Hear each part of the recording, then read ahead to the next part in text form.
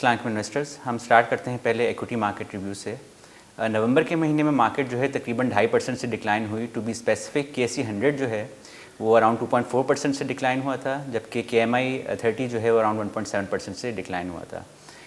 नवंबर का स्टार्ट तो रिलेटिवली अच्छा हुआ था, बट टुवर्ड्स द एंड जो है हमने सेलिंग प्रेशर विटनेस किया मार्केट में। उसकी कोई 2-3 वजूहात थी। सबसे पहले तो ये कि जो करंट अकाउंट का नंबर आया वो $1.7 बिलियन का आया, which was higher than expectations. And if you recall के 2017 में जो है वो मार्केट में जो one of the reasons for selling and जो प्रेशर क्रिएट हुआ था, जिससे आज तक मार्केट अभी रिकवर नहीं कर पाई है, वो करंट अकाउंट डेफिसिट के नंबर्स थे which were on the higher side. तो वही फियर फैक्टर जो है वो इन्वेस्टर्स में ट्रिगर हुआ and they started a bit of selling. पर उसी के पीछे जो है वो सेकंड चीज़ ये हुई कि स्टेट बैंक ने जो है अपनी मॉनेटरी पॉलिसी में जो है इंटरेस्ट रेट्स को 150 बेसिस पॉइंट से इंक्रीज़ किया। अब ये जो इंक्रीज़ था that was on the back of rising current account deficit and obviously rising inflationary expectations. लेकिन ये थोड़ा मार्केट एक्सपेक्टेशंस से रिलेटिवली ज़रा ज़्यादा था। Market was expecting about 100 to 125 basis points, 150 was a bit steeper. और सेकेंडरी चीज़ एक ये भी हुई कि स्टेट बैंक ने ये भी अनाउंस किया कि अब वो मॉनेटरी पॉलिसी जो है उसकी फ्रीक्वेंसी बढ़ा रहा है और वो उसको 6 से 8 भी कर रहा है। और सेकेंडरी ये कि 14 दिसंबर को उन्होंने एक मॉनेटरी पॉलिसी भी रख ली है जिसमें एक्सपेक्टेशन है कि फर्दर इंटरेस्ट रेट्स इंक्रीज़ होंगे। और थर्ड जो फैक्टर था वो ये था कि पाकिस्तान का जो है वो ट्रांजिशन हुआ from emerging markets index to frontier market index. तो हमने देखा कि फॉरेन सेलिंग जो है वो नवंबर के मंथ में जो है अराउंड $140 मिलियन की देखी गई।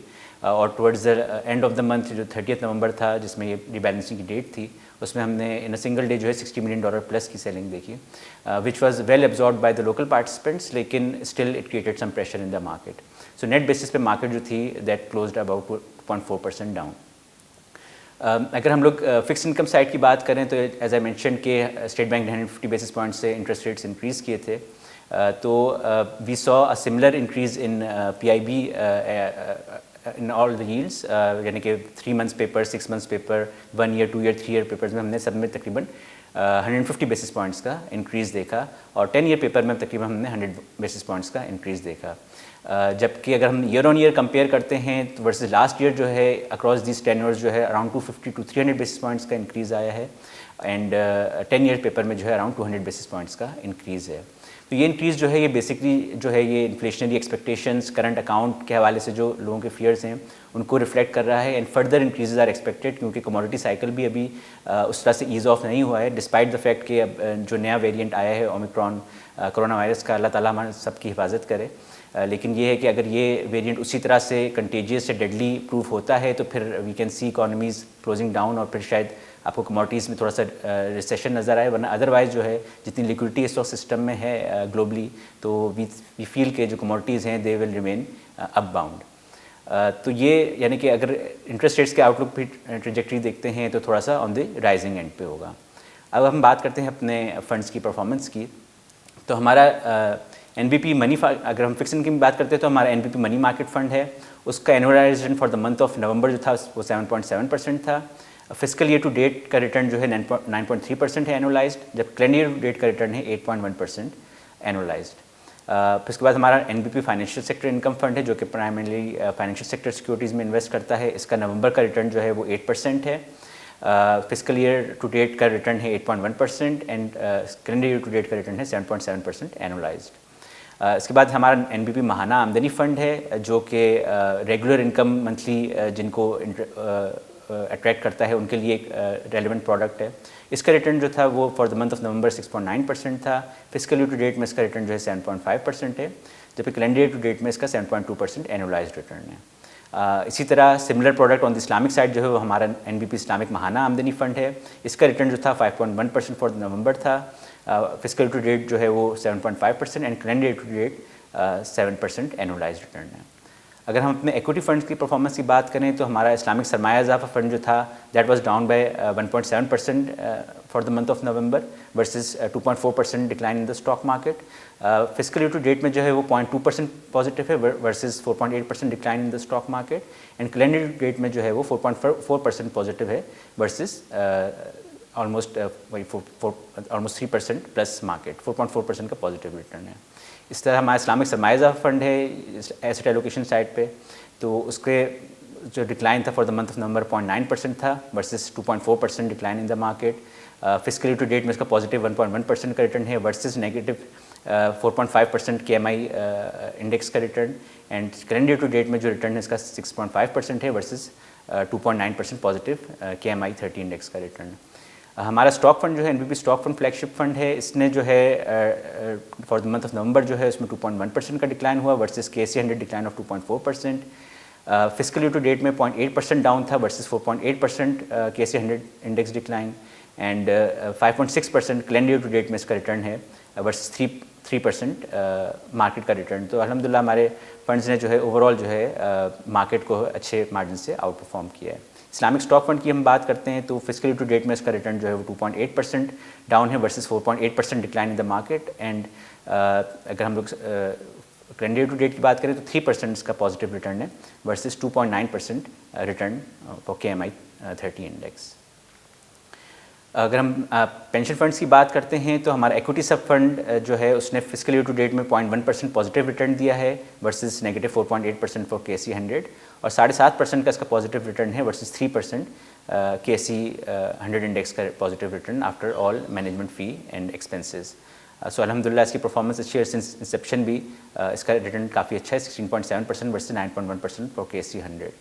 डेट सब फंड की बात करते हैं तो फिस्कल ईयर डेट में 8.9% है एनुअलाइज रिटर्न है और कैलेंडर ईयर टू डेट में 7.5% इसका एनुअलाइज रिटर्न है।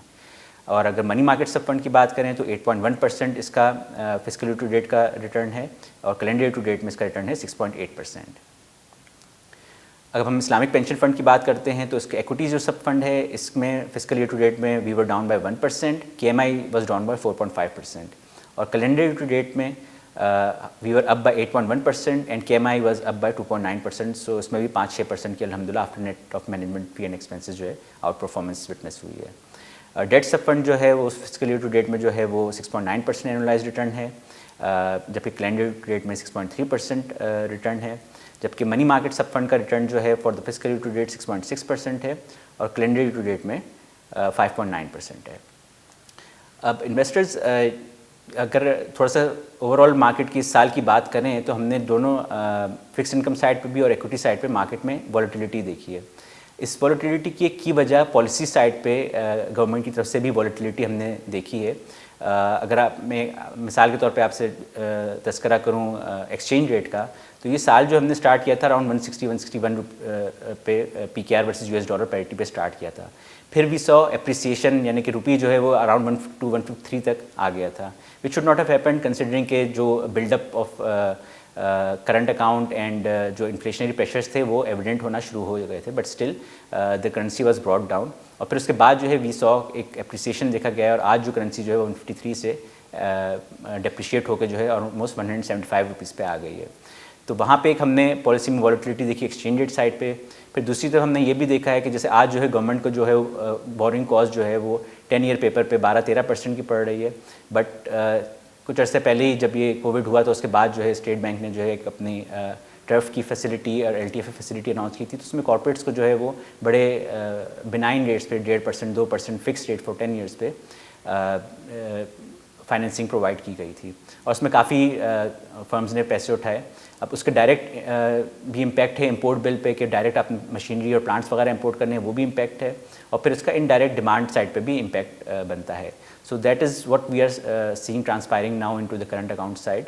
तो वहाँ पे भी हमने पॉलिसी में एक तरफ अब विटनेस किया कि एक तरफ ईजिंग देखी गई, मुख्तलिफ फैसिलिटीज़ प्रोवाइड की गई बट अब जो है वो हम लोग जो हैं वो इंपोर्ट्स को कर्ब करने की तरफ भी जा रहे हैं। हमने CRR भी बढ़ाया है, हमने इंटरेस्ट रेट्स भी बढ़ाए हैं, फर्दर इंटरेस्ट रेट्स हाइक की बातें हैं। सो वो पॉलिसी की वॉलेटिलिटी जो है वो भी हमने विटनेस की है। और सिमिलरली जो है अगर हम ऑक्शंस की बात करें तो इनिशियली जो है वो ऑक्शंस में जो है वो T-बिल्स वगैरह में पोजीशन गवर्नमेंट ने नहीं उठाई और फिर अब जो है वो हायर रेट्स पे गवर्नमेंट को उठानी पड़ रही है। सो एक पॉलिसी की कोहेसिवनेस जो है वो बड़ी इंपॉर्टेंट होगी फ्यूचर मार्केट की डायरेक्शन के लिए। But at the same time जो है अपने इन्वेस्टर्स ये रेकमेंड करते हैं कि जो शॉर्ट टर्म इन्वेस्टर्स हैं उनके लिए जो है वो हमारा मनी मार्केट फंड इस वक्त बेस्ट प्लेस्ड है। हमने इसकी मैच्योरिटीज़ कम रखी हुई हैं considering the rising interest rates, so they will B best position कि अगर वो रिस्क कवर्स हैं और शॉर्ट टर्म में पैसे रखना चाह रहे हैं तो they can invest in our money market fund and will give them good return amidst rising interest rate scenario. और जिस इन्वेस्टर का होराइजन जो है वो 2 से 3 साल है या 5 साल का होराइजन है, उनको हम ज़रूर रिकमेंड करेंगे कि आप हमारी इक्विटी फंड्स में आएँ। हमारा NBP स्टॉक फंड है, इस्लामिक स्टॉक फंड है, क्योंकि इस वक्त मार्केट के मल्टीपल्स जो हैं वो बहुत ही चीप हैं। मार्केट वेरी अट्रैक्टिव वैल्यूएशंस पर है। 5.7 का प्राइस टू अर्निंग्स मल्टीपल है, 0.9 का प्राइस टू बुक है, मार्केट कैप टू GDP जो है वो 14% है। ये वो हिस्टोरिक लेवल्स हैं जो हमने देखे थे 98 के न्यूक्लियर टेस्ट में, या 2008 का जो ग्लोबल फाइनेंशियल क्राइसिस आया था, या 2020 में जो कोविड के लेवल्स हुए थे। तो वहाँ पे जो ये नई ग्लोबल पेंडेमिक था उसमें जो लेवल्स हिट किए थे मार्केट में, तो उसके करीब करीब जो है मार्केट उन मल्टीपल्स पे ट्रेड कर रही है।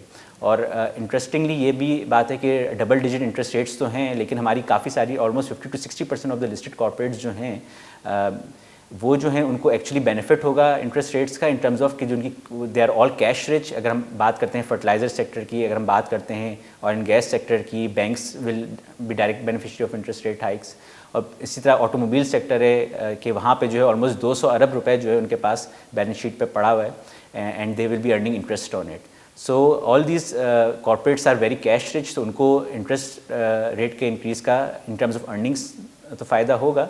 बट ये कि वैल्यूएशंस क्योंकि बहुत अट्रैक्टिव हैं, तो considering the attractive valuations and improving earnings जो है वी फील के स्टॉक मार्केट जो है वो यहाँ से अगले 3 साल 5 साल जो अच्छा परफॉर्म करेगी, स्पेशली कंसिडरिंग के पिछले 4.5 साल जो है वो मार्केट ने काफ़ी लैकलिस्टर परफॉर्मेंस दी है। सो गोइंग फॉरवर्ड जो है वी फील के यहाँ से अगले 3 साल 5 साल जो है वो मार्केट के लिए काफ़ी अच्छे स्ट्रॉन्ग साबित हो सकते हैं। चंद करेक्टिव मेजर्स की ज़रूरत डेफिनेटली है। और आई वुड रिकमेंड कि आप हमारा इस बार का CEO नोट ज़रूर पढ़ें, जिसमें हमने डबल डिजिट इंटरेस्ट रेट्स को डिस्कस किया है कि हमारी मार्केट ने हिस्टोरिकली जो है double digit interest rates and inflation regimes में जनरली कैसा परफॉर्म किया है, and that is quite contrary to expectations कि हमने डबल डिजिट इंटरेस्ट रेट्स के इन्फ्लेशन के इन्वायरमेंट्स में भी हमारी इक्विटी मार्केट्स ने काफ़ी अच्छा परफॉर्म किया है। So best of luck investors for future investing. अस्सलाम वालेकुम।